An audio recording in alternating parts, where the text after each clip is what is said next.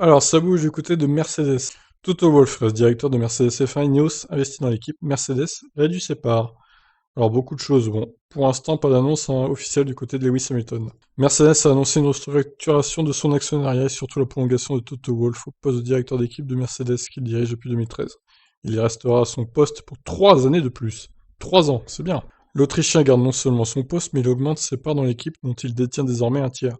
Daimler, le groupe parent de Mercedes, réduit son investissement et possédera désormais un tiers de l'équipe. C'est Ineos qui possédera le troisième tiers de l'équipe puisque le sponsor principal de l'équipe, Or Petronas, qui est sponsor titre, a décidé d'investir dans l'actionnariat de l'équipe après avoir débuté un partenariat cette saison. Je suis heureux de commencer ce nouveau chapitre pour Mercedes, AMG, Petronas et F1 Team, a déclaré Wolff. Cette équipe est comme une famille pour moi. Nous avons traversé tellement de hauts et de bas ensemble que je n'imagine pas travailler avec un meilleur groupe de personnes dans ce sport et je suis heureux de continuer pour cette nouvelle ère.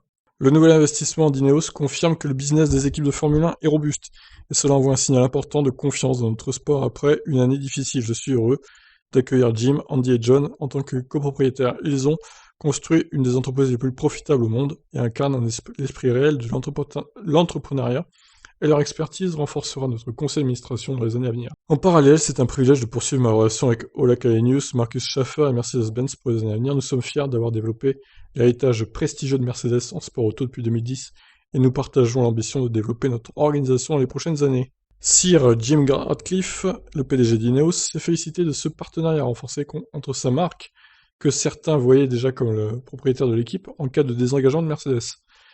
Mais ce ne sera pas le cas, mais ils prennent quand même une part importante, hein. Les grands défis sont au cœur de notre état d'esprit chez Ineos et notre implication dans différents sports démontre que nous visons toujours le meilleur. Oui, je crois qu'ils sont impliqués dans le cyclisme aussi, hein. Quand nous sommes arrivés en F1 cette année, nous avons choisi de le faire avec une équipe Mercedes qui avait fixé de nouvelles références. Depuis, nous avons discuté de la manière dont nous pouvions augmenter notre implication.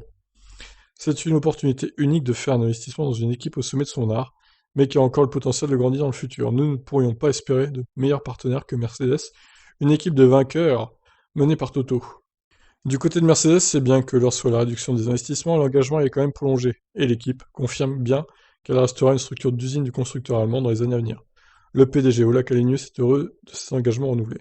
Nous sommes ravis d'accueillir Ineos dans notre co-entreprise de Formule 1 en tant que co-actionnaire.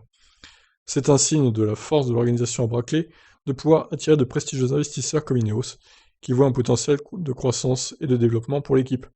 Nous restons grandement impliqués en Formule 1 et le plafond budgétaire à venir, ainsi que cette nouvelle structure d'investissement nous met en meilleure position pour continuer notre succès. Avec un alignement plus proche avec notre division performance Mercedes-Benz AMG, à partir de 2021, le leadership continue, et le leadership continue de Toto dans les années à venir, l'avenir est brillant pour Mercedes en Formule 1. Donc en gros, si j'ai bien compris, les trois auront des parts égales dans l'équipe Mercedes. Mercedes-Benz aura 30%, Ineos aura, enfin ils auront 33% chacun, grosso modo quoi. Toto 33 et Ineos 33 aussi. Mercedes 33. Voilà, c'est ça l'idée en gros. Pas d'annonce concernant le renouvellement ou pas d'Hamilton, mais je vais vous faire une news après celle-ci. Restez connectés, puisque selon les médias britanniques, c'est fait. À tout de suite. Ciao.